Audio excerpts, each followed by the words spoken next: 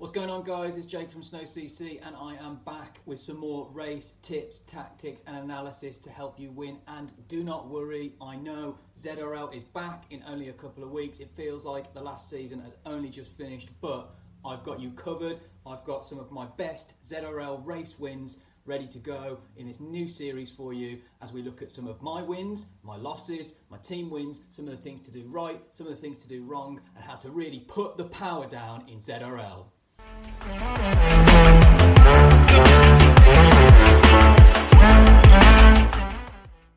So let's have a look at this first one as we go back to the first race of season 4, where we took a trip to Watopia and Figure 8 Reverse with just over 30 kilometers of racing and 4 FTS and FAL scored segments across the course.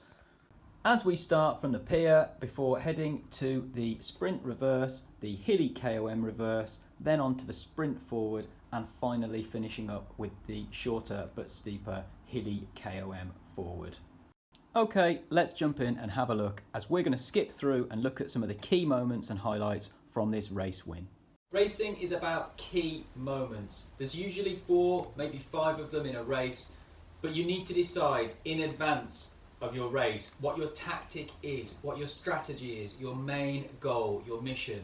Now, especially for things like ZRL, where there's scored segments, primes, fastest through segment, first across the line, you simply cannot win every single segment and try and win the race on the road.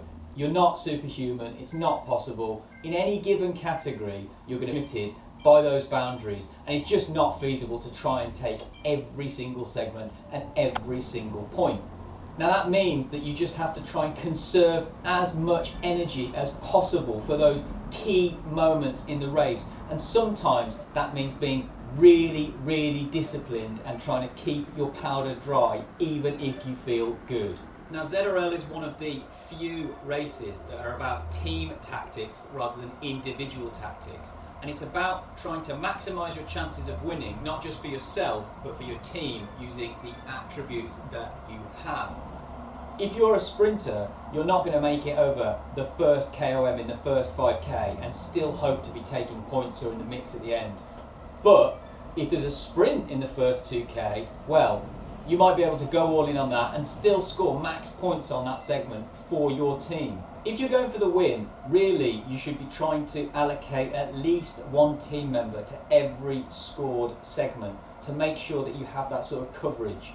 You also want to make sure that you've got at least one rider in the mix for a top 5, at the very least sort of top 10 position at the end. Otherwise, you're just going to find it too difficult as a team to get the amount of points you need to be winning. So decide as a team who's going for which segments, and then try your best to stick to that plan as best as you can. In this race, my main goal is the second KOM, to try and take max points on the FTS and FAL segment there, in addition to then saving something to try and be in the mix or thereabouts at the end with my teammate. Everything up until that point, I'm going to be trying to conserve as much energy as possible. And as you'll see now, as we start to hit this first segment, the first sprint segment across the Watopia Bridge, just a couple of K into the race, so everybody's still together, everybody's still got most of their energy, and I have the luxury of having the best sprinter in the race, my teammate Richard, able to just exclusively be dedicated to that sprint. His only objective this race was to get first across the line and fastest through the segment on this sprint, which he managed to achieve, and then his race was over. It was just a case of try and hold on, finish as good as you can, but the job is done. And that meant for me, I was able to go easier on that climb, easier down the sprint. I did pick up a couple of points because the opportunity was there, but I didn't have to, and I only did it because I was in a really good position and I felt good. But the main thing to take away there is that your teammate is able to expend energy so that you can save it for later on when you're going to need it. And just to put that into perspective, our sprinter Richard, who took first across the line and first foul, finished 78th out of 79 riders and still was in the top 5 scoring riders for the entire race. That should tell you a lot about how ZRL works, and it's not just about overall finishing position if you're going for the team win. And as we come off the back of that sprint, we can see some damage has already been done.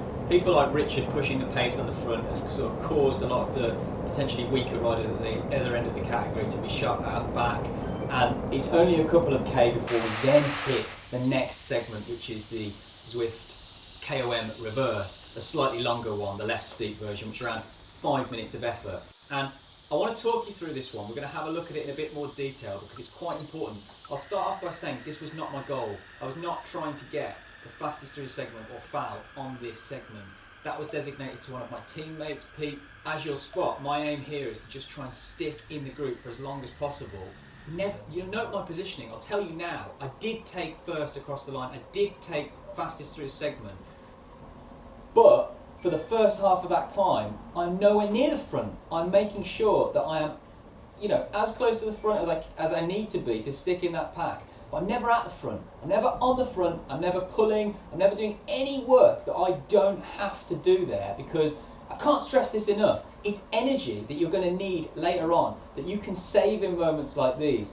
When other people are doing the work, you can sit in the wheels, sit in the draft and let them tow you up that hill. Just do enough that you need to stick in the wheels. But as we sort of get towards the top of this climb, I spot that the group is still quite big. I was hoping that Pete would be able to split it a little bit more and potentially be in the front five riders on his own, but the group's a lot bigger than that. And I noticed that whilst Pete's got an amazing 5 minute power, he's not got the best sprint, and I think he's going to struggle to pick up some of the points here towards the top. So I make the decision that I'm feeling good, I'm near the front of the group, I've saved so much energy in the first half of that climb that I feel great, and I'm able to then just make a little bit of an acceleration, up the pace a little bit, and there's a few of us trying to just nip to the front of that group. I managed to put in a bit of an acceleration and just about nip to take first place on the FAL and first place on the fastest through the segment, scoring top marks there. So fantastic amount of points for the team.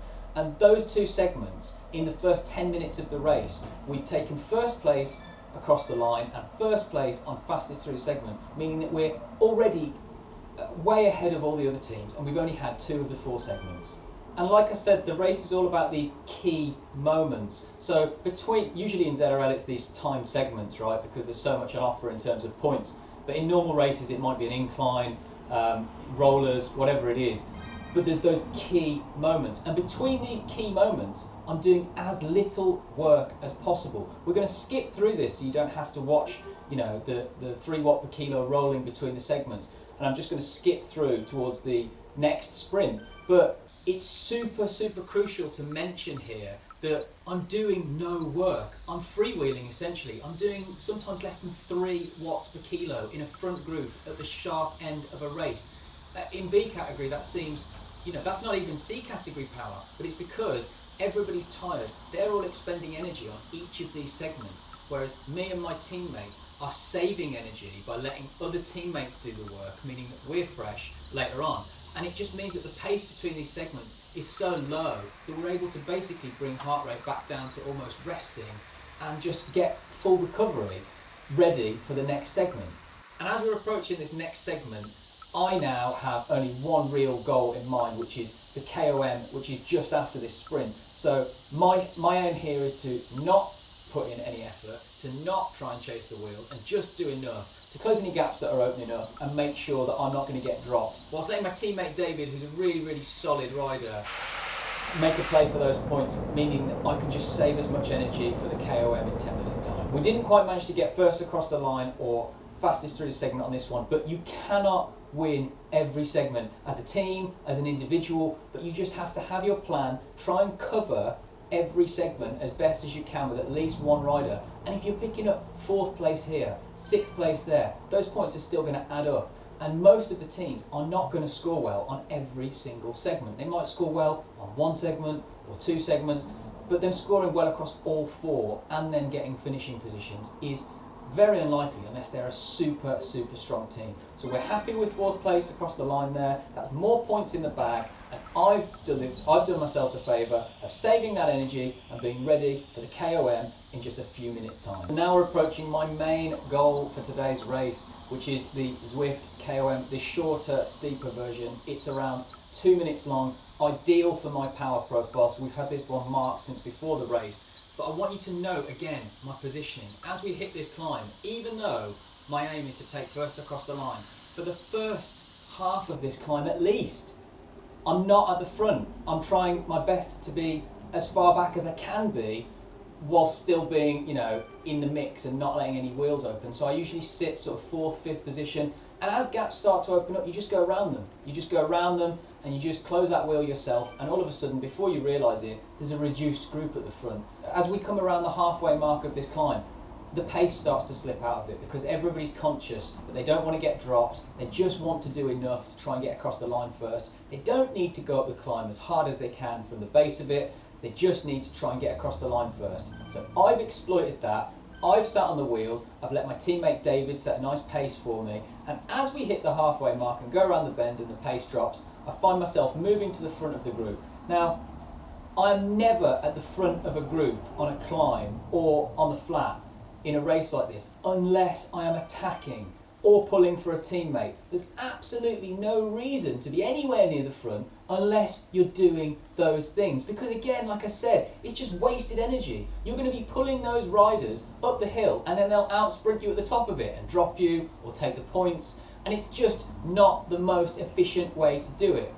Personally, I have a really good 1 to 5 minute power profile, and it gives me some opportunities that mean that I can sit in a little bit towards the top of these climbs, and then when I make my move and I attack and I go to the front, I'm not letting up. I wait till a moment where I feel I can hold that power until the end of the climb without letting the power off or decelerating, and just keeping that pace up. So whether that's 200 metres from the top of the climb because you don't feel great and you just want to try and get to the top and then put in an acceleration, or you feel good and you go half a K from the top of the climb, whatever it is, make sure that when you go, you're going with authority. There's no indecision. You've decided this is the moment, and you just press on and you just make your opposition and your opponents feel the pressure. Everybody is hurting on these climbs, and if you can go at your pace and make them feel your pace, then trust me, you're going to be in a much better position than if somebody's pushing you. Sometimes it makes sense to take the initiative when you feel like you're going to make that decisive attack.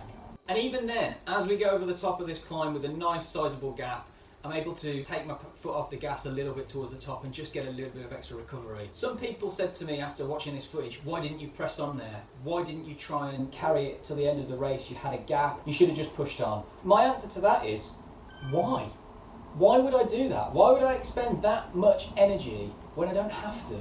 There's a reduced group after this climb of, say, 9 riders, I think it was. That's less than 10 riders. That's a very manageable group. But also, that's 9 riders chasing 1 rider. And that 1 rider has to go all in. They have to do a TT to the finish with any energy they've got left and be on the limit the whole time, and they still might get caught. There was a rider in this group who was doing 5.1 watts per kilo for 20 minutes. I can't do that. I can't even do close to that, which means that either I try and beat that on my own whilst that guy tries to catch me with a group of riders who are helping him, or I decide to just sit up, conserve my energy, let that group catch me, and then I sit in and I just do what I did between the first KOM and the second sprint, which is just conserve energy, recover, try and get as much blood back in the legs, clear the lactic acid, air back in the lungs, and be ready to go for the finish. And as we're going to see, as we look towards the end game of this race, I've got a teammate in this group that puts us at a serious tactical advantage over the opposition who don't have those numbers and aren't able to make the moves that we are. And this is where the well-organised teams are at a serious advantage over all the others, because with 2 riders who are both capable of winning ZRL races, as you'll see later in this series with my teammate David, the communication is the key. A lot of teams don't talk. They're not on Discord, they haven't formulated a plan before the race, they're just kind of going on feel, they're just sort of going on what they think they can do, how much they think they've got left in the leg. Whereas 2 is a lot stronger than 1 if you're communicating effectively. It's literally twice the pressure, twice the power, and it gives you more cards to play and forces your opponents to make difficult decisions that they don't want to make towards the end of a race when they're tired and they're not thinking properly. I'm lucky enough to be in the position where I'm team leader, so I get to make the calls on who does what, who's going for which segments, and I'm able to kind of change the decisions on the road, which means that when we've got 2 riders in this final group, I've essentially got David to work exclusively as my lead out man, domestique, to do whatever I want him to do to try and give us the best chance of taking the win. We've also got a DS. I'd strongly advise having a DS because it's just one less thing for you to worry about when you're on the road. The DS can give you advice on how you're doing in the segments, how you're doing in terms of overall placing, where the next sprint is, all those sorts of things that you might be asking yourself that might be useful inside the race. Your DS can give you that information, meaning you can just concentrate on the task at hand and focus on the road. And as we start to hit the last 2K of this race, it's the danger zone. We're into the end game now. We're into the tunnel, and as you all know, with that Watopia tunnel, the thing that you have to watch is the rise coming out at the end of it. That hits at about 1.5k to go. We then come out of there and we've got a flat to the finish, which is that sprint just on the other side of the pier. And it means that I am telling my teammate David over Discord to be super careful of people attacking out of the tunnel on that rise, because it's the last place that any real attacks can go. So we have to be super careful to make sure that if anybody goes, I'm going to send David with them. And when we get there, I'm telling David, if the pace is easy, make it harder. Make it so that everybody's feeling that heat. We, as two of the best sprinters, would love to be in a position where we get to that group finish at the end and me and David can just out-sprint the other people in the group and take the win. However, if they're all fresh, they're not going to let us do that. If they haven't got a sprint, they're obviously going to be attacking from further out because it makes sense. It's the only way they're going to be able to win if they don't have the sprint. So we have to be really careful. But as we hit the rise, I realise that the pace isn't very hot. So I make the decision to send David to attack. I tell him over the mic on Discord, launch it, see if anybody goes with you.